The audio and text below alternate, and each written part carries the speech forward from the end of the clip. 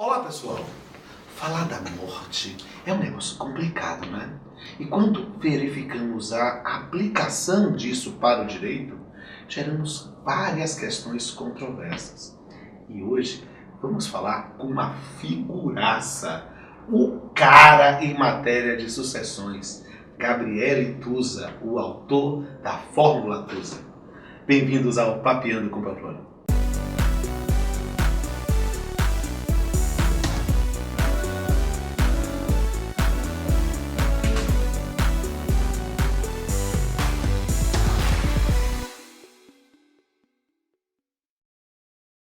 Este programa vai ser muito legal e você vai ver de diversos ângulos. Você vai ver deste lado, você vai ver deste lado, você vai ver de todos os lados, principalmente porque você tem uma plateia linda que está participando e com certeza daqui a pouco vai poder perguntar.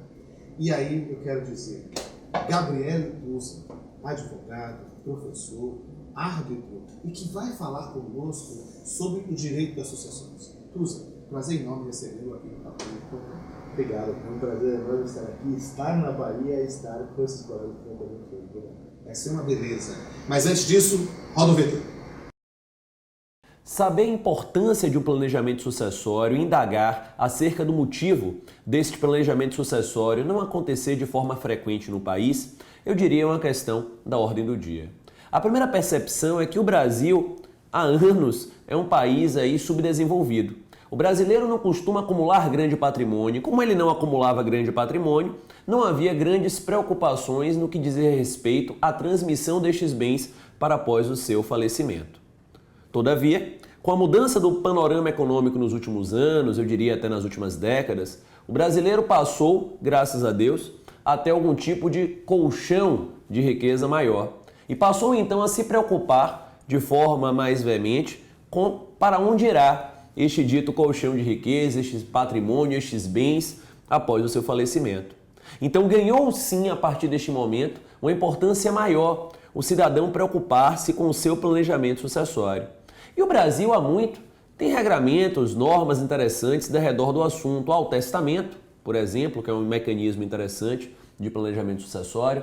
Nós temos as empresas patrimoniais, alguns chamam de empresas familiares, outros de holding familiares, que dedicam-se também a este planejamento sucessório.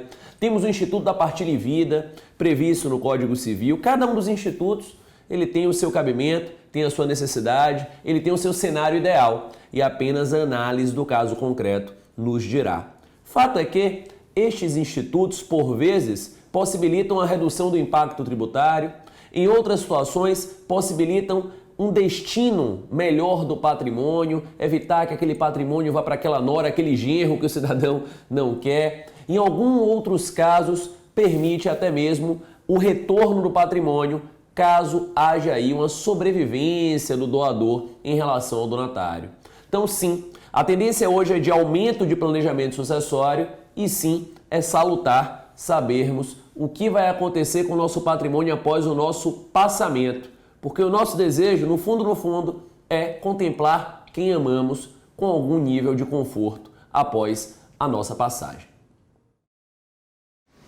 E aí, gostaram do VT? E é justamente sobre direito das sucessões que vai falar aqui hoje com o Tusa. Tusa, falar sobre morte não é fácil. E falar sobre sucessões é algo que gera algumas repercussões do ponto de vista prático. E do ponto de vista jurídico, como é que se originou a ideia de uma disciplina de um direito das sucessões? Essa é uma coisa que, pelos nossos valores atuais, talvez não fique tão clara, porque quando a gente fala de sucessões, desde a antiguidade, nós temos que imaginar o valor patrimonial, que hoje é tão sério, tão relevante para nós, mas também os aspectos de família e os aspectos sociais e religiosos que estavam envolvidos. Se a gente for pensar até hoje, nas sociedades islâmicas, quem decide questão de família e sucessória são os sacerdotes. Então isso vem já desde há muito tempo, nas questões, mesmo nas sociedades primitivas, encaradas desta forma.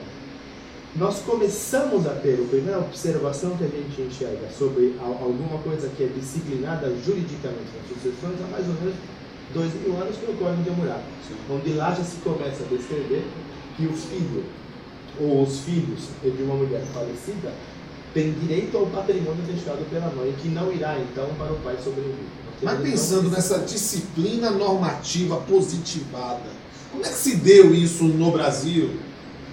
O Brasil, a gente sabe que não apenas nas sucessões, mas tudo que nós temos no Brasil se origina das ordenações, né, vindas de Portugal. Então o Brasil repetiu esse conceito, vindo a alterá-lo somente, né, no Código de Bevilacqua. Nós tínhamos aquelas disciplinas que a gente conhece bem, como por exemplo as questões da diferença entre filhos, né, a ideia da ilegitimidade da prole, que então somente sucediam na época os filhos legítimos. Já naquele tempo nós temos aquelas noções dos chamados, herança portuguesa, dos chamados filhos ilegítimos, que quando estavam naquelas 3 espécies mais graves, ou seja, os filhos sacrílegos, que eram os filhos oriundos de pessoas do clero, os filhos adulterinos, que eram os filhos de pessoas casadas, ou os filhos espúrios, aquelas pessoas que eram filhas de pessoas que não poderiam ter casamento entre si, irmão com irmão, pai com filho. Essa prole é conhecida como prole de coito danado. Isso foi reproduzido no projeto de Teixeira de Freitas, mas nunca vingou, né, no Brasil. Então essa é a nossa vida. Que se dane esse Isso já foi esse passado. conceito. O nosso grande marco talvez seja a Constituição de 88, Certo. onde finalmente tivemos a equiparação total da criação, né? E com essa luz da Constituição de 88, que deu uma nova visão diante das sucessões, ainda no Código Civil 16, e aí chegando o Código Civil de 2002, quais foram as principais inovações do Código Civil de 2002? Então, já estamos então considerando a Constituição De 88? já promulgada, e o novo Código Civil surge querendo alterar o panorama sucessório. Quais são as grandes preocupações que a gente enxerga? E isso não é um fenômeno do direito moderno, é um fenômeno do direito moderno brasileiro. Com grande destaque, sem dúvida, a figura da união estável, a proteção que se dá às pessoas não casadas, ou seja, o vínculo de afeto, ganha uma tutela absolutamente destacada no cenário internacional. Para você ter ideia, até hoje, a Itália tenta fazer a sua primeira lei para aprovar a tutela da união estável e não consegue. Na Itália não existe uma lei específica para isso. E também é muito interessante a questão de se ter aprimorado a participação necessária do cônjuge na sucessão de direito. E essa sua experiência que domina o direito brasileiro e o direito italiano é algo fascinante para compreender esse novo sistema das sucessões. Mas o que é que para mim é mais fascinante quando eu ouvi falar de Tusa pela primeira vez? É que você agregou aí um conhecimento matemático, porque você se tornou conhecido, citado, inclusive no meu livro de sucessões e vários outros livros de colegas nossos, como autor da Fórmula Tusa.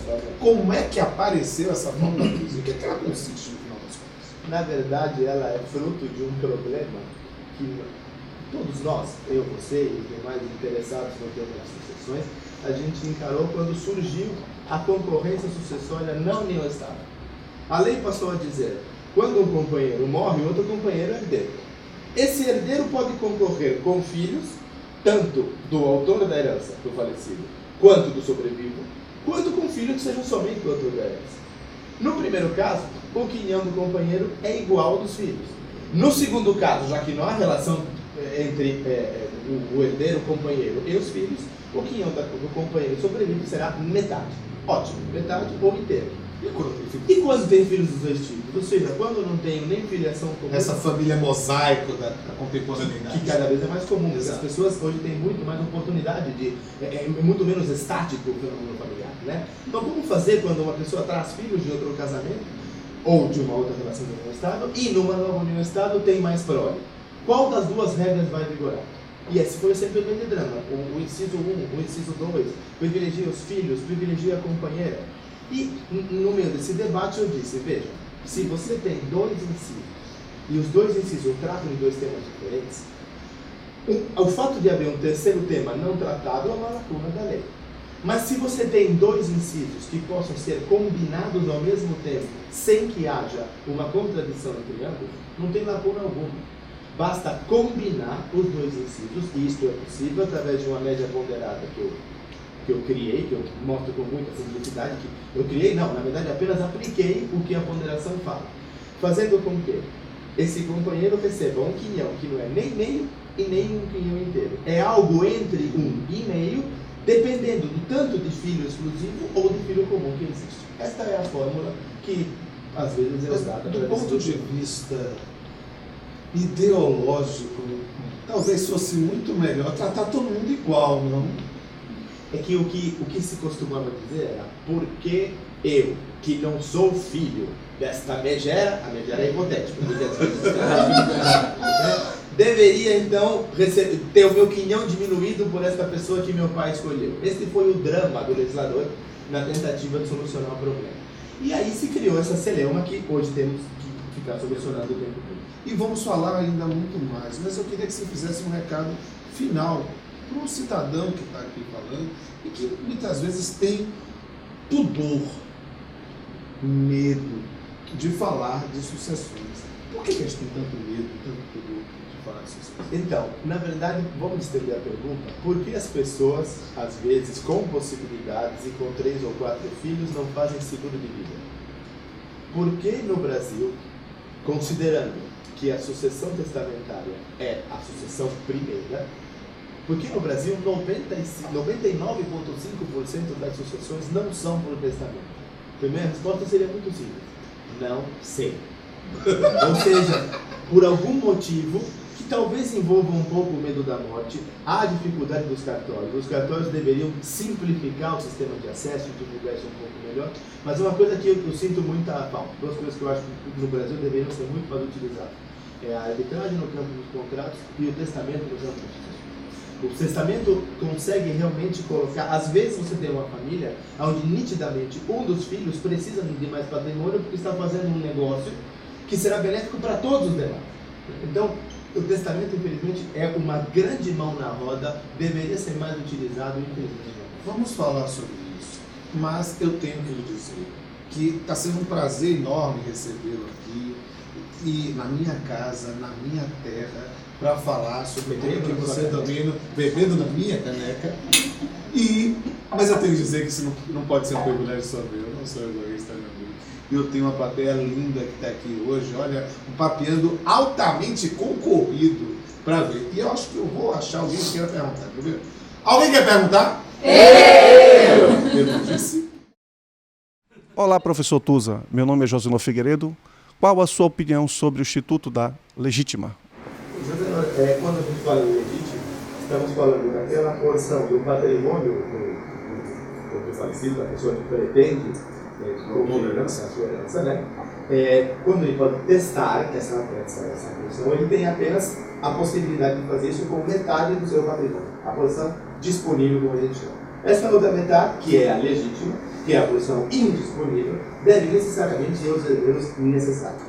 Eu, pessoalmente, nunca fui grande fã do sistema onde o Estado me compele a dirigir meu patrimônio a quem quer que seja.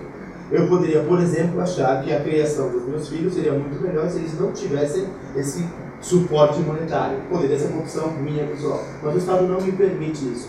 Então eu, pessoalmente, não sou a favor desse instituto, mas tem muita gente que o defende para dar sequência. Eu confesso que eu também não sou muito simpático e eu tenho que reconhecer que, na verdade, a legítima é uma questão de uma opção ideológica de um governo econômico. Professor Tusa, meu nome é Daphne e eu gostaria que nos ajudasse a compreender a sucessão do companheiro no Código Civil de 2002. Bom, devemos compreendê-la em primeiro lugar, Daphne, como sendo uma grande inovação em termos de mundo, de planeta. É muito difícil um avanço tão grande nesse campo quanto no Brasil. O Brasil é vanguarda, outros países. Sim, claro. Existem países que trataram do assunto, mas não tanto quanto o Código Brasileiro, que inclusive é comentado lá fora, pelo bem e pelo mal. O que existe é o fato de que, ao se fazer desta forma, para mim ficou visível o intuito de proteger a união estável, mas não descaracterizar a proteção ao casamento. Então, nesse trabalho, houve alguns equívocos que se estão tentando sanar com o tempo e com as questões nos tribunais. Muita gente interpreta esse artigo como sendo inconstitucional, por exemplo, nas vezes em que premia mais a consequência sucessória de estar em união estável do que se estar casado, e a discussão é longa e está levando tempo, e nós vamos trabalhar com isso, porque o código é novo e tem que ser evoluído o tempo a tempo. Olá, professor. Meu nome é Carla Elísio. Eu gostaria de saber qual a diferença da exclusão por indignidade para a deserdação. Carla, minha cara, esse assunto dá muito conversa. Porque precisamos entender o seguinte. Em qualquer caso, o que está acontecendo? Alguém que normalmente seria herdeiro está perdendo a sua capacidade sucessória. Ou seja, não terá mais essa condição de herdeiro por uma determinação legal. Por que deserdação é uma coisa e indignidade é outra? Porque a deserdação é ato privativo do autor da herança. Claro, não do autor da herança, porque o autor da herança já estaria morto, mas daquele que um dia seria autor da herança. Por exemplo, o pai que deserda o filho em testamento ou documento equivalente, porque o filho atentou contra a sua vida. A indignidade não. A indignidade é uma ação típica de terceiros interessados. Eles movem uma ação para retirar a capacidade sucessória daquele que, pelos mesmos motivos da deserdação, teria a condição de não mais ser herdeiro também, por exemplo, para atentar contra a sua vida. Tivemos um caso muito famoso em São Paulo, onde o irmão menor de uma moça que atentou contra a vida do pai, no complô, acabou perdendo a capacidade sucessória e hoje ele, por conta dessa sua indignidade, herdará sozinho todo o patrimônio dos pais falecidos. Professor Tusa, um prazer. Meu nome é Thaís Dória. Eu gostaria de saber qual é o momento na graduação que o senhor acha mais interessante para a gente estudar o direito das sucessões. Até por uma questão lógica, ou seja, nós começamos estudando o direito civil com a ideia do início da personalidade, né, quando vemos isso na parte geral, e depois do direito da personalidade em si, e se encerra, evidentemente, com as consequências da morte. Logicamente, eu não vejo problema. Na verdade, eu tenho um outro problema sério quando essa questão da sequência na graduação. Infelizmente, a gente ensina a parte geral do Código Civil no primeiro ano. E no primeiro ano, o aluno, além de ser novo, ele adora não ir na aula. Né? Porque é uma coisa que eu acho terrível, porque é absolutamente fundamental.